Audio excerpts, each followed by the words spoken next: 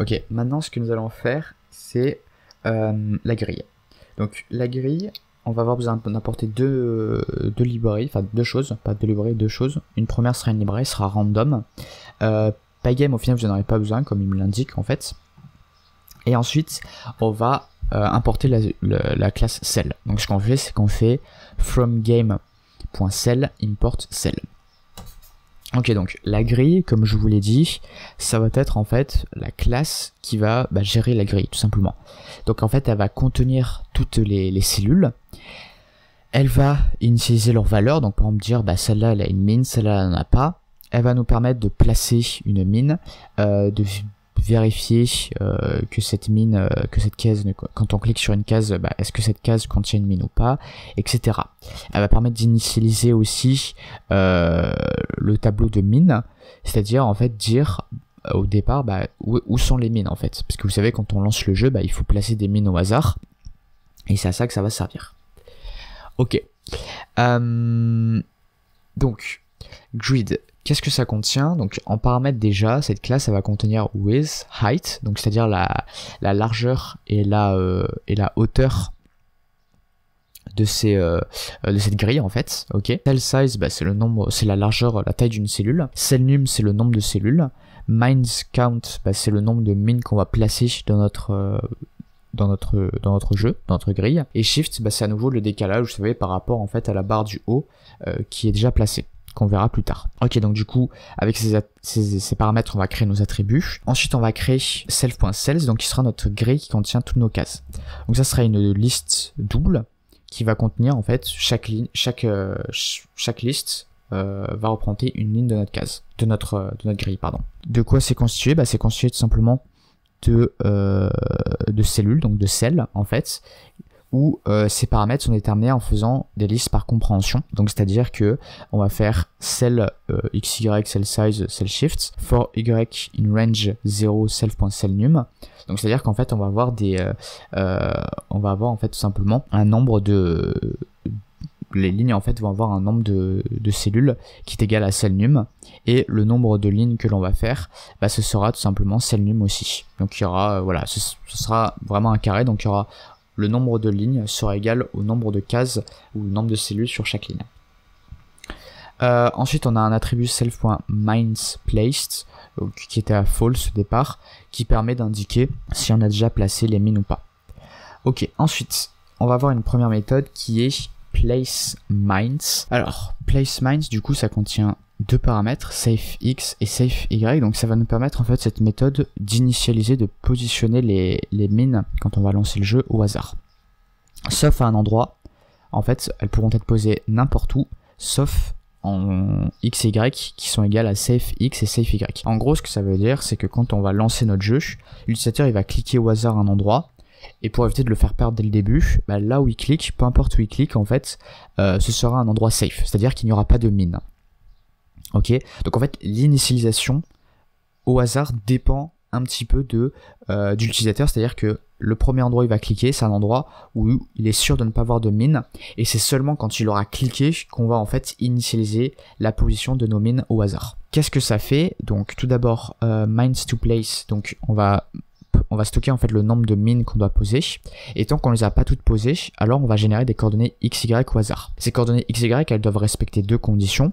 Tout d'abord, elles ne doivent pas être égales à safeX et safeY, parce que c'est là où l'utilisateur a cliqué, et de deux, elles ne doivent pas être égales à une coordonnée X', Y', on pourrait dire ça comme ça, enfin à une coordonnée où il y a déjà une mine qui est posée. Alors comment on fait? On fait tout simplement while mines to place supérieur à 0, donc tant qu'on a des mines à poser, on crée des coordonnées XY au hasard. Ensuite, ce que l'on fait, c'est qu'on fait si XY est différent de safeX et safeY et and notSelf.cells XY is mine, donc c'est-à-dire ça vérifie les deux conditions que je vous ai dit. Donc tout d'abord on vérifie que X et Y ne sont pas égales à safeX et safeY, c'est-à-dire là où l'utilisateur a cliqué, et ça vérifie que la coordonnée où on est, c'est pas une cellule en fait qui a déjà une mine. Donc si ces deux conditions sont remplies, c'est-à-dire que on n'est pas là où l'utilisateur a cliqué et on n'est pas sur une cellule qui contient déjà une mine, alors on va pouvoir poser notre mine. Donc comment on la pose? Tout simplement on dit cette cellule ou cette case qui se trouve en XY, et ben son attribut isMine, on va le mettre à true. C'est-à-dire qu'on va dire, on va changer, vous voyez, rappelez-vous de cet attribut, on va changer sa valeur, on va le mettre à true pour dire, ok, maintenant, cette case contient une mine. Et mines to place, on le décrémente de 1. Pour dire, ben, on a positionné une mine. On fait une boucle while ici, parce qu'en fait, il se peut que des fois XY ne va pas répondre à ces conditions-là. Ok, donc c'est-à-dire que on va générer XY, ces conditions ne vont pas être respectées, on va recommencer du coup avec un nouveau XY, mais du coup on n'aura pas placé de mine. Voilà, on ne sait pas en fait combien d'itérations on va faire à l'avance, c'est pour ça qu'on utilise while. Ensuite, update the mines around count, donc en fait ce que ça va faire, ça va tout simplement en fait, on va parcourir en fait toutes nos cellules, et on va compter en fait le nombre de mines qu'il y a autour. Donc c'est fait grâce à une méthode qui s'appelle countMinesAround XY. Donc c'est à dire que cette méthode on l'a pas encore vue, vous voyez il y a un petit peu le début là déjà, mais no spoiler. Ce qu'on va faire c'est que pour chaque case, elle va nous dire en fait combien il y a de mines aux alentours d'elle. Donc en fait on va regarder toutes les valeurs adjacentes, enfin toutes les cases adjacentes, et on va regarder si ces cases contiennent une mine ou non. Et comment on va le faire? Avec isMine tout simplement. Donc voilà la méthode à quoi elle ressemble. Donc c'est la méthode ici, un countMinesAround qui contient deux paramètres x et y qui sont en fait les coordonnées de notre mine. Non, pas de notre mine, je sais pas pourquoi j'ai un problème avec mine, qui sont les coordonnées de notre cellule, pardon. Et ce qu'on va faire, c'est qu'on a notre coordonnée x, y, donc on va regarder toutes les valeurs adjacentes. Toutes les valeurs adjacentes, c'est quoi? Bah, c'est les cases qui sont à côté d'elles, y compris les cases en diagonale. Là, je fais un count, donc qui va nous permettre de savoir combien j'ai de cellules qui contiennent des mines. Ensuite, là, je fais un for dx in range -1, 2, et pareil pour dy, je fais un range -1, 2. Alors ça, qu'est-ce que ça veut dire? Je vais faire un petit schéma, hop, voilà. Alors, donc admettons, on est à un endroit, ok, on a notre case ici, qui est en coordonnées xy du coup, hop. Voilà, bon, le Y on le voit pas trop, mais imaginez c'est un Y. Donc, et nous ce qu'on va faire en fait, c'est qu'on va regarder les cases adjacentes, donc c'est-à-dire celle-là, celle-là, celle-là, celle-là, celle-là, celle-là, celle-là et celle-là. Ok, donc vraiment toutes les cases aux alentours, y compris diagonales. Donc ça c'est en coordonnées XY. Comment faire pour avoir les coordonnées de toutes les autres cases? Parce qu'au final c'est ça qu'on veut faire. C'est on veut regarder les coordonnées des cases adjacentes pour les récupérer depuis notre grille et vérifier si elles ont l'attribut isMine à true pour incrémenter le compteur. Comment on opère cela? Eh bien tout simplement en fait on se rend compte que cette case là en coordonnées XY, bah c'est XY, non c'est X plus 1 et Y ne change pas. Parce qu'on fait juste un décalage de 1. Ok? Donc là, n'oubliez pas que tout ça, c'est contenu dans une liste de listes. Cette liste-là. D'accord? Donc ça veut juste dire en fait que là, on a notre cellule qui est en index XY. Donc la cellule juste à côté, à droite, là, bah, elle est en X plus 1 Y. Celle-là, elle est en X moins 1 Y. Est-ce que, du coup, vous commencez à voir le truc ici? Là, vous voyez, on a moins 1, 2. 2 parce que range, ça va aller de moins 1 à 1. Donc ça veut dire en fait que bah, là je vais avoir mes coordonnées X en fait pour mes cases en fait qui sont à gauche et à droite au final. Et pareil en Y du coup parce que Y au final c'est un peu le même principe. Regardez, là ce qu'on a ici on a Y là ça va être quoi? Bah ça va être moins 1 parce que on va à la liste d'en dessous. Vous voyez? Là n'oubliez pas c'est des listes, ok? Là on a des cellules ici, on a peut-être des cellules après. Pareil ici, on a une autre liste avec des cellules avant et des cellules peut-être après. Pareil ici. Ok? Donc en fait, là dans cette liste-là, où on est en XY, bah, pour aller à celle-là, ce qu'il nous faut en fait tout simplement, bah, c'est tout simplement de regarder la cellule d'avant. Donc en fait de faire un -1. Et la cellule d'après, bah, la ligne d'après, donc la liste d'après, c'est en +1. Vous voyez, tout simplement. Et après, bah, ces cases qui sont ici, bah, vous voyez en fait qu'elles vont pas bouger en X ou en Y tout simplement. Et ensuite celles-là, par contre, elles vont bouger en X et en Y. Je pense que ça, vous êtes d'accord. Vous voyez que celle-là, bah, en X, elle est en +1 et en Y, elle est en +1. Donc ça veut juste dire en fait qu'on va aller à la liste suivante. Ok, donc là on est à la liste ici, on va à la liste suivante, donc en +1 en index, et cette valeur là elle est juste décalée de 1, donc on va reprendre le même index et on va ajouter un +1 à nouveau. Et donc c'est exactement en fait ce que me fait ma boucle, c'est qu'elle me génère en fait toutes mes possibilités de coordonnées. Hop, comme ceci. C'est exactement ce que me fait en fait c'est for dx in range -1, 2 et for dy in range -1, 2. Alors ensuite, ce qu'on fait, c'est qu'on fait nx, donc qui est égal à x plus dx et y plus dy, parce que ça m'a généré, on va dire, partiellement mes nouvelles coordonnées.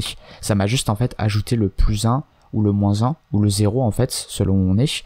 Mais pour avoir la coordonnée, on va dire, entière, bah, il faut juste que j'ajoute x et y. Et ensuite, qu'est-ce qu'on va faire? Donc ce qu'on fait, c'est qu'on vérifie aussi que ces coordonnées x et y, elles ne sont pas négatives et qu'elles ne sont pas aussi plus grandes ou égales à self.selnum, parce que là ça veut dire qu'on accéderait à un index qui n'existe pas. Et ensuite, ce que l'on fait, c'est qu'on fait si la cellule a cette coordonnée nx et y à son attribut isMine à vrai, donc c'est à dire qu'elle a une mine, alors on incrémente le compteur de 1, tout simplement.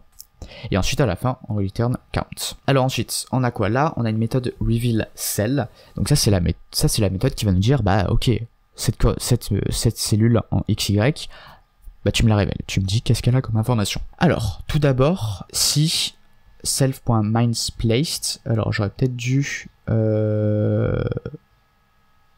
non, vous inquiétez pas, y a pas de souci. Si self.minesPlaced est à false, donc ce qu'on fait, c'est qu'on fait, on va placer nos mines. Ok, donc ça veut dire que ça, en gros, c'est quand on va cliquer pour la première fois quand on démarre une partie. Ça, c'est ce cas ici. Parce que là, ça veut dire qu'on n'aura pas encore placé les mines, donc on va les placer et ensuite on va dire, ok, les mines ont été placées. Donc le premier cas, donc c'est la première fois où on clique au hasard, n'importe où, bah ça c'est fait et ça génère du coup nos mines, enfin le placement des mines. Ensuite, si si la cellule en XY on appelle reveal, donc reveal, souvenez-vous, c'était pour révéler en fait l'information dessus, notamment si on a une mine. Si on a une mine, alors on return true, et ça veut dire que bah là on est à la fin du jeu. Donc ça, ce sera une méthode qui nous sera utilisée surtout en game en fait, dans la classe game, pour nous dire ok bah là on a révélé une cellule qui contient une mine, donc c'est fini. Si la cellule qu'on a révélée ici, donc si c'est pas vrai par contre, bah ça on va quand même appeler cette méthode, il y aura pas de souci, ok, et on renverra pas vrai parce qu'elle renverra false. Donc si on a ici self.cells xy.min around, donc qui n'a pas de min, donc c'est à dire qu'elle ne va pas nous révéler de nombre. Ce qu'on va faire, c'est que on va faire, vous savez ce que j'avais dit, étendre la révélation, on peut dire, c'est à dire que on va regarder en fait les cases adjacentes. Et on va regarder si les cases adjacentes contiennent, ont des mines adjacentes ou pas. Et tant qu'elles n'ont pas de mines adjacentes, eh ben on va continuer l'étendue. Enfin, on va continuer à étendre. C'est-à-dire que ce qu'on veut en fait, c'est arriver jusqu'à avoir en fait une sorte jusqu'à ce qu'on atteigne en fait des mines, enfin des cases qui contiennent des mines adjacentes. Voilà. Donc ça va être cette méthode ici, reveal adjacent. Donc je pense que vous vous doutez que ça va être une méthode en fait récursive, parce qu'en fait si on trouve une case qui n'a pas de mine aux alentours d'elle, bah faut qu'on continue à étendre. Donc reveal adjacent xy, donc qu'est-ce que ça fait? Donc à nouveau on prend une coordonnée xy, donc qui sont les index xy. On va regarder à nouveau les cellules adjacentes ou les cellules voisines, hein, si vous voulez. Et ce qu'on va faire, c'est que si la cellule n'a pas été révélée et que ce n'est pas une mine, alors on la révèle. Ok, donc c'est juste pour dire, ok, bah celle-là on l'a déjà explorée. Si cette case n'a pas de mine aux alentours d'elle, alors on continue d'étendre, tout simplement. Voilà. Et le reveal, pourquoi il est important? Bah, tout simplement parce qu'on a fait un self.isReveal de true. Donc du coup, si on l'a révélé, alors du coup on va pouvoir révéler aussi le nombre de mines aux alentours d'elle. S'il y en a. S'il y en a pas, bah, vous voyez que du coup on est dans le cas ici, donc on va continuer à étendre. Ensuite, quelques autres petites méthodes qui seront utiles pour le déroulement du jeu. Donc check win condition. Donc ce que l'on fait avec check win condition, c'est que on va parcourir chaque cellule. Donc on fait pour cela un for row in self.cells, donc on va récupérer chaque liste, une liste à chaque itération, et ensuite on va faire un for cell in row, donc à chaque itération on va regarder une cellule. Et le truc c'est qu'en fait ce qu'il faut faire, c'est qu'il faut regarder si toutes les cellules qui ne contiennent pas de mine ont été révélées. Donc s'il y a une cellule qui contient pas de mine et qui n'a pas été révélée, alors on return false. ont été en true si on a fini cette itération et qu'on n'a pas envoyé faux. Ça veut dire qu'on a parcouru toutes les cellules qui ne contenaient pas de mine et elles ont été révélées. Voilà. Ensuite, reveal all mines, ça sera pour si on perd.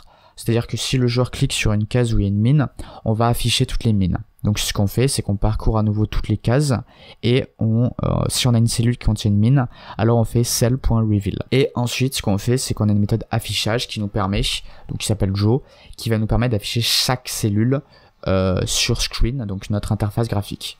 Donc pareil, on parcourt toutes les cellules et on fait cell.joe, qui est donc l'appel de la méthode Joe ici.